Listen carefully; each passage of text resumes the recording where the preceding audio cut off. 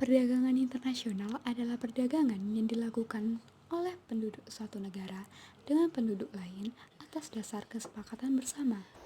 Penduduk yang dimaksud dapat berupa antar perorangan individu dengan individu, antar individu dengan pemerintah suatu negara, atau pemerintah suatu negara dengan pemerintah negara lain.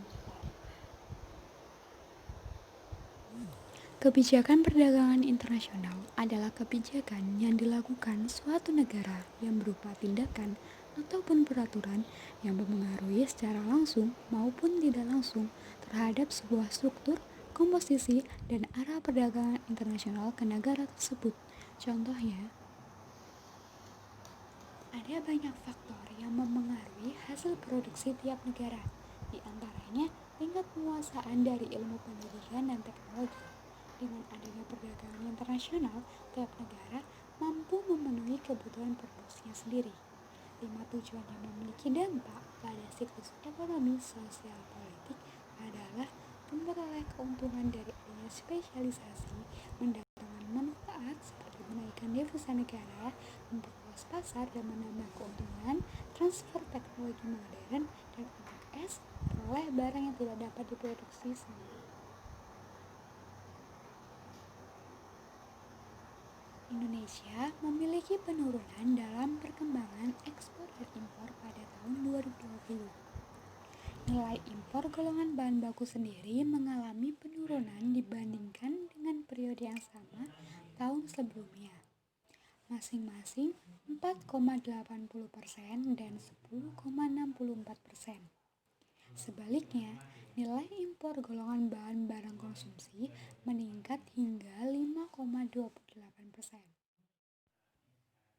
Untuk perdagangan internasional di Indonesia sendiri juga sangat baik, terutama dalam segi pangan. Hal ini disebabkan karena jumlah pangan tidak sebanding dengan banyaknya penduduk di Indonesia, yang semakin lama semakin meningkat. Namun, jika kita melihat kembali perdagangan internasional di Indonesia yang ternyata produk impor lebih banyak beredar di pasar daripada produk dalam negeri sendiri, yang dapat kita ketahui dari perkembangan nilai total impor yang meliputi permintaan atas produk migas dan non-migas.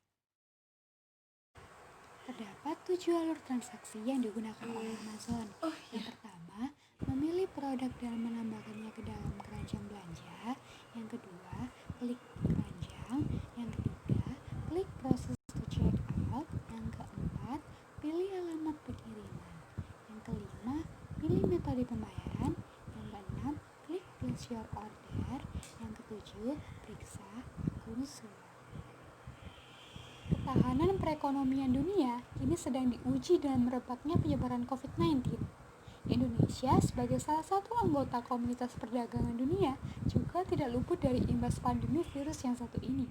Dampaknya menjadi tantangan ekonomi yang berhubungan dengan kebijakan perdagangan, seperti kasus S yang menyulitkannya pergi ke toko atau mal sekitar. Kebijakan di rumah aja berlaku pula dalam mentaati perjanjian dagang internasional. Indonesia harus menunjukkan komitmen dan keseriusannya. Setelah sempat ditutup, pasar Kedip di Kemayoran, Jakarta kembali dibuka. Sebelumnya sejumlah pedagang dinyatakan positif COVID-19 setelah mengikuti swab test.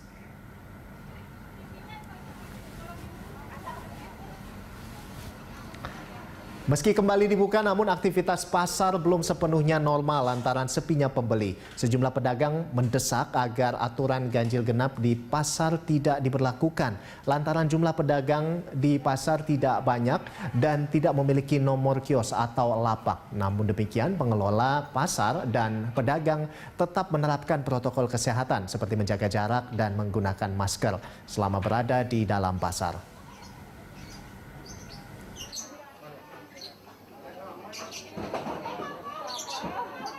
Dampaknya pasar mati total, tidak yang belanja pada takut.